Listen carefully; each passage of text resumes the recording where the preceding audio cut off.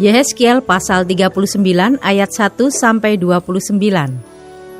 Dan engkau anak manusia, bernubuatlah melawan Gog dan katakanlah, beginilah firman Tuhan Allah. Lihat, aku akan menjadi lawanmu, hai Gog Raja Agung negeri Meseh dan Tubal. Dan aku akan menarik dan menuntun engkau, dan aku akan mendatangkan engkau dari utara sekali, dan membawa engkau ke gunung-gunung Israel. Aku akan memukul tangan kirimu sehingga busurmu jatuh, dan membuat panah-panahmu berjatuhan dari tangan kananmu. Di atas gunung-gunung Israel engkau akan rebah dengan seluruh bala tentaramu, beserta bangsa-bangsa yang menyertai engkau. Dan engkau akan kuberikan kepada burung-burung buas dari segala jenis, dan kepada binatang-binatang buas menjadi makanannya. Engkau akan rebah di padang, sebab aku yang mengatakannya. Demikianlah firman Tuhan Allah.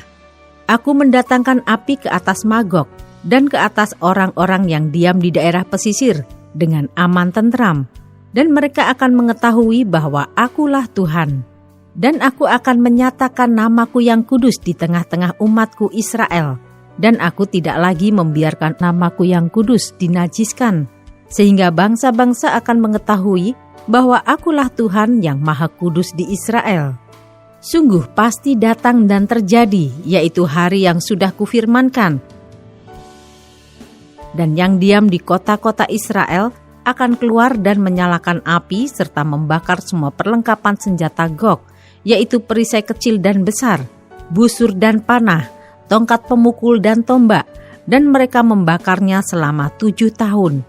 Mereka tidak akan mengambil kayu dari hutan belukar atau membelah kayu api di hutan-hutan, sebab mereka akan menyalakan api itu dengan perlengkapan senjata itu. Mereka akan merampas orang-orang yang merampas mereka, dan menjarah orang-orang yang menjarah mereka. Demikianlah firman Tuhan Allah. Maka pada hari itu, aku akan memberikan kepada Gog suatu tempat, di mana ia akan dikubur di Israel, yaitu lembah penyeberangan di sebelah timur dari laut, dan kuburan itu akan menghalangi orang-orang yang menyeberang. Di sana Gog akan dikubur dengan semua kalayak ramai yang mengikutinya, dan tempat itu akan disebut lembah kalayak ramai Gog. Kaum Israel akan mengubur mereka selama 7 bulan dengan maksud mentahirkan tanah itu. Dan seluruh penduduk negeri turut menguburnya, dan hal itu menjadikan mereka kenamaan pada hari aku menyatakan kemuliaanku. Demikianlah firman Tuhan Allah. Beberapa orang dikhususkan untuk terus-menerus menjelajahi seluruh tanah itu, untuk mengubur orang-orang yang masih bergelimpangan di atas tanah dengan maksud mentahirkannya. Sesudah lewat yang 7 bulan itu, mereka akan memeriksa tanah itu. Kalau mereka menjelajahinya dan seorang menjumpai sepotong tulang manusia, maka ia harus meletakkan batu di sampingnya sebagai tanda sampai tukang-tukang kubur menguburkannya di lembah kalayak ramai Gog. Dan ada juga nama kota Hamona. Dengan demikian mereka mentahirkan tanah itu. Dan engkau anak manusia, beginilah firman Tuhan Allah. Katakanlah kepada segala jenis burung-burung dan segala binatang buas, berkumpullah kamu dan datanglah, berhimpunlah kamu dari segala penjuru pada perjamuan korban yang kuadakan bagimu, yaitu suatu perjamuan korban yang besar di atas gunung-gunung Israel. Kamu akan makan daging dan minum darah. Daging para pahlawan akan kamu makan, dan darah para pemimpin dunia akan kamu minum. Mereka semuanya ibarat domba jantan, anak domba, kambing jantan dan lembu jantan, ternak gemukan dari Basan. Kamu akan makan lemak sampai kamu kenyang, dan minum darah sampai kamu menjadi mabuk pada perjamuan korban yang kuadakan bagimu.